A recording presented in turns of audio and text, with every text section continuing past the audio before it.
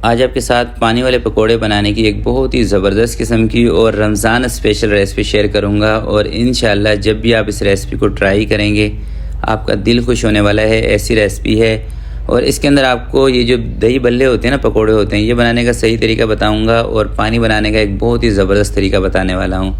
तो चलें फिर इसको फटाफट बनाना स्टार्ट करते हैं।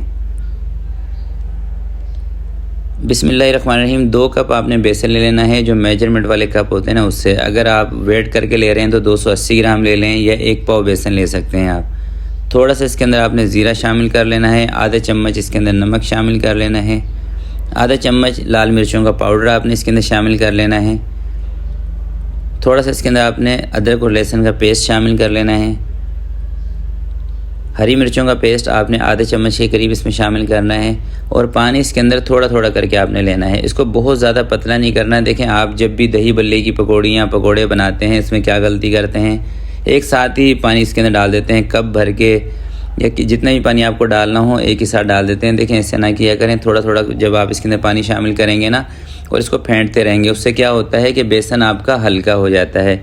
और जब दोस्तों ज़्यादा फेंटने की वजह से बेसन हल्का होता है, एक तो इसका जो कलर है ये भी थोड़ा सा चेंज हो जाता है। दूसरा इसका क्या फ़ायदा आपको मिलता है, दूसरा फ़ायदा ये मिलता है कि इसके अंदर आपको जो बेकिंग सोडा है ना उसकी क्वांटिटी कम करनी पड़ती है, यानी कि उसका इस्तेमाल आपको कम करना इसके अंदर पड़ता है। बेकिंग सोडे की जगह आप थोड़ी सी मेहनत कर लेंगे तो उसका इस्तेमाल कम हो जाएगा। और बेसन जब अच्छी तरीके से फिट जाता है तो यूँ समझ लें कि बेकिंग सोडे का काम वो कर देता है, फूल जाता है बेसन। और इसके अंदर हम बेकिंग सोडा भी इसलिए शामिल करते हैं ताकि बेसन हमारा फूल जाए और जब हम पकोड़े बनाएं तो इसके अंदर से जाल आए। तो इसको अच्छे तरीके से आपने फेंटना है 4-5 मिनट मेहनत करके। और सिर्फ बेकिंग सोडा आपने 2 चुटकी इसके अंदर शामिल करना है। और जब आपने इसको फेंटना है तो एक ही रुख के अंदर आपने चम्मच चलाना है, जैसे मैं चला रहा हूँ ना, देखें इस तरीके से। और बहुत ज़्यादा आपने इसको पतला नहीं करना है। देखें, कोई भी चीज़ जब आप फ्राई के लिए बनाते हैं तो उसके अंदर जितना ज़्यादा पानी होगा ना उतना ही उसने जब आप फ्राई करेंगे उस टाइम पे जाके उसके अंदर ऑयल भर जाएगा।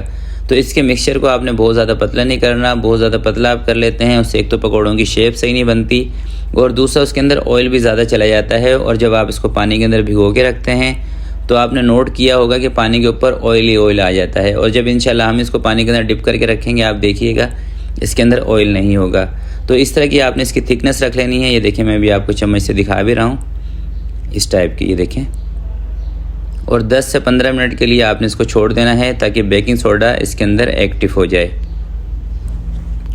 10 से 15 मिनट बेसन को स्टे मैंने दे दिया था। अब इसको देखें फ्राई करते हैं। तो फ्राई करते वक्त आपने एक चीज़ का ख्याल करना है कि ऑयल बहुत ज़्यादा आपने गर्म नहीं करना। अगर आपके पकोड़ों के अंदर ये जो आप बल्ले बनाते हैं इसके अंदर गुठलियाँ आ जाती हैं ना, बीच में से कच्चा रह जाता है, तो उसकी सबसे बड़ी रीज़न ये होती है कि आपका जो ऑयल का टेम्परेचर है ये तेज़ बहुत होता है। आप देख रहे हैं ना, बबल्स इसके अंदर से निकल ही रहे, इतना मतलब ऑयल का टेम्परेचर है कि हल्के से बबल्स इसके अंदर से उठ रहे हैं। और नीचे जो मैंने फ्लेम इसके रखा हुआ है ये भी कम है। तो जब तक आपने सारे पकोड़े इसके अंदर बनाने हैं यानी कि चम्मच की मदद से, तब तक आपने फ्लेम को कम रखना है और ऑयल का टेम्परेचर भी कम रखना है। अगर आप तेज़ गर्म ऑयल के अंदर इनको फ्राई करेंगे तो इसके अंदर गुठली आ जाएगी और वो गुठली जब आप इसको पानी के अंदर भिगोएंगे तब भी ख़त्म नहीं होगी। अगर इस तरह का टेम्परेचर होगा तो अंदर इसके जाल पैदा होगा और ऊपर से भी हल्के हल्के से आपको बबल्स इसके अंदर नज़र आएंगे, जैसे कि इस वाले के अंदर नज़र आ रहे हैं।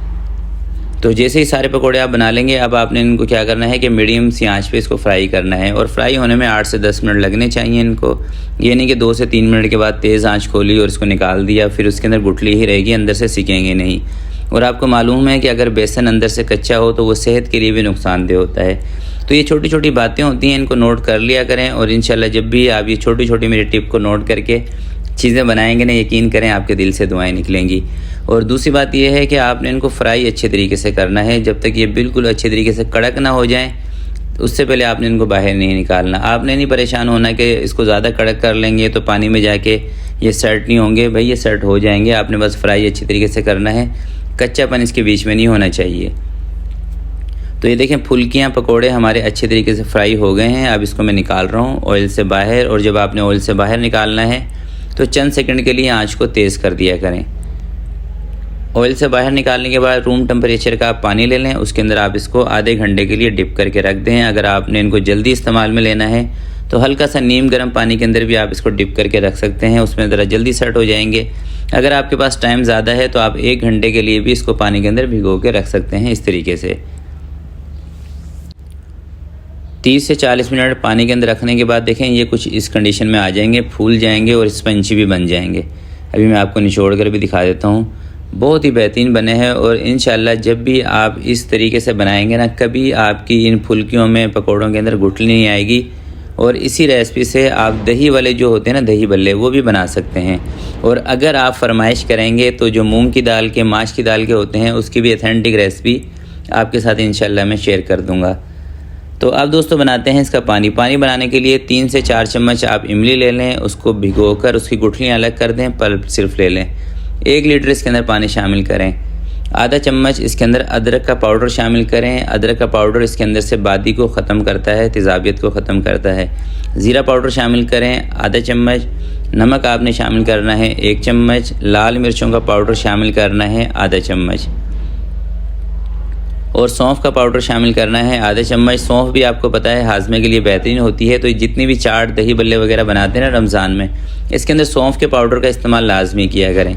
1 चम्मच इसके अंदर मैंने चाट मसाला शामिल किया है और थोड़ी सी टाटरी इसके अंदर यूज़ करना ज़रूरी है। उसके बगैर ना दोस्तों इसके अंदर खटास वो वाली नहीं आएगी जो खटास आप इसके अंदर चाहते हैं। तो तमाम चीज़ों को अच्छी तरीके से आपने मिक्स कर लेना है। तमाम मसालों को मिक्स करने के बाद ये जो पकोड़े हैं ये उठा के इसके अंदर डाल देने हैं और इसको आपने रख देना है फ्रिज के अंदर। आधा घंटा पहले अगर आप इसको फ्रिज में रख देंगे, यकीन करें इफ्तार के टाइम में जब आप इनको निकालेंगे ना, आपके बच्चे ज़रूर खुश होंगे, इस बात का मुझे पता है। थोड़ी सी आप इसके अंदर प्याज उसके ऊपर स्प्रिंकल कर दें और थोड़ा सा आप इसके ऊपर धनिया डाल दें, यकीन करें नेक्स्ट लेवल के बनेंगे। अभी एक पीस आपको तोड़ कर भी मैं दिखाऊँगा। ये देखें, अभी मैंने इनको ना फ्रिज के अंदर नहीं रखा, अगर आधे घंटे फ्रिज में रखूँगा और भी कमाल के हो जाएंगे। और अंदर तक ये जो हमने खट्टा पानी बनाया ना मज़ेदार, अंदर तक इसके पहुँच जाएगा। और ये पीस मैं आपको तोड़ के दिखा रहा हूँ, ये देख लें आप।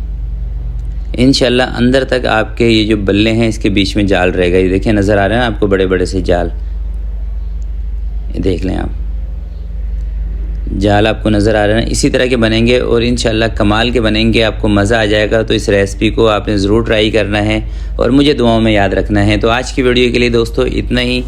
आपसे मिलते हैं किसी नेक्स्ट वीडियो में। तब तक के लिए अपना बहुत सारा ख्याल रखिएगा, अपने वालिदैन का ख्याल रखिएगा। अल्लाह हाफिज़।